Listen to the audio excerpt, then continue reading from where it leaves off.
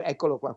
Questo è il consenso informato che ogni centro vaccinale farà firmare, ovviamente, a chi è sotto i 60 anni, ha fatto la prima dose con AstraZeneca e dovrà fare la seconda dose con Moderna o Pfizer. La vaccinazione eterologa dunque in prima dose con AstraZeneca, seconda dose con Pfizer o Moderna deve essere autorizzata da chi la riceve ed ecco il modello già in uso nei centri vaccinali che di fatto richiede un consenso, come indicato da un decreto legge al cambio di tipologia di vaccino in corsa. Per chi lo vorrà però, e questa è la novità della giornata, la seconda dose potrà essere ancora con AstraZeneca, ma dovrà essere espressamente richiesto. Purché il cittadino faccia la seconda dose, cioè che quindi si protegga totalmente, si immunizzi, diceva il CTS con la nuova nota, beh, allora potete fare anche la seconda dose di AstraZeneca. Però io raccomando veramente a tutti di accettare quello che vi propongono i nostri medici vaccinatori,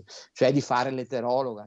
Il direttore generale dell'ULSS 2 non ha dubbi nell'esortare i cittadini under 60 a scegliere la vaccinazione eterologa, in piena linea con CTS e governo. Noi dobbiamo avere il principio chiaramente della cautela, perché dobbiamo prevenire l'insorgenza di fenomeni, ecco, dovuti, legati evidentemente sotto i 60 anni a problemi che abbiamo visto poteva portare AstraZeneca. Nessuna riorganizzazione dunque per le ULSS, ma solo tempi di vaccinazioni che potrebbero allungarsi un po'. L'anamnesi ora con il consenso spiegato e firmato porterà via più tempo. Nessuna sorpresa con questo doppio binario per la scelta. Gli sforzi per l'azienda sanitaria continuano a concentrarsi sui giovani che nel Trevigiano stanno rispondendo con entusiasmo.